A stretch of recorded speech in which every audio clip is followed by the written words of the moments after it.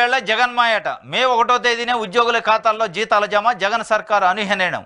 కలో నిజమో తెలియక వేతనజీవులు ఉక్కిరిబిక్కిరి. బ్యాంకులకు సెలవైన ఉదయం 8:30 నుంచే ఖాతాలోకి. ఎన్నికల వేళ జగన్ మాయ. మే 1వ తేదీన జీతాలు పడ్డాయట. వీళ్ళ కడుపు మంట. ఏం పడితే ఏంది? మే 1న జీతాలు పడితే దాంట్లో జగన్ మాయ ఏముంటుంది? వాళ్ళు పని చేస్తారు, జీతం వాళ్ళ జీతం వాళ్ళకి వేస్తారు. ఒక రోజు అటు ఇటు ఒకరు పడ్డాయి మే 1. నీకేంది కడుపు నొప్పి? నీకేంది కడుపు మంట?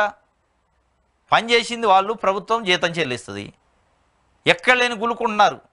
ఇప్పుడు ఈ పెన్షన్ వాళ్ళకి మిగతా వాళ్ళకి కూడా డబ్బులు పడవద్దని ఉంది వాళ్ళకి, కానీ పైకి నటిస్తున్నారు పెన్షన్లు అయ్యి పంపిణీ చేయాలని. ఏం మరి వీళ్ళకి వేస్తే ఖాతాలో డబ్బులు అయితే ఎందుకు గులుకుంటున్నారు?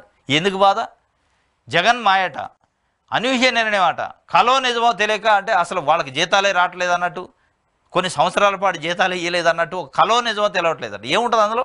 వాళ్ళ జీతం వాళ్ళకి వస్తుంటే కలో నిజమో తెలియకుండా ఉండడానికి ఇదాన్ని అక్రమంగా వచ్చిన సంపాదన? ఇదాన్ని రామోజీరావు గారు ప్రభుత్వ భూముల్ని లావణ పట్టాలను గుంజుకున్నట్ట కలో నిజమో తెలియకపోవటానికి? దీంట్లో ఏముంటుంది? ఇస్తేనే ఎట్టాంటివి?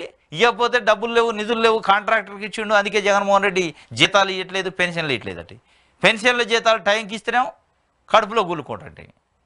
ఎక్కడ లేని కడుపు మంటాయా పాపం. కాబట్టి మీ కడుపు మంట అంతా పేద ప్రజలపైన, ఉద్యోగులపైన. మీరు ఉద్యోగులను నిన్న అన్నారు, ఉద్యోగులను నేను ఉద్ధరిస్తా అని. ఇదేనా మీరు ఉద్ధరించి కడుపు మంట?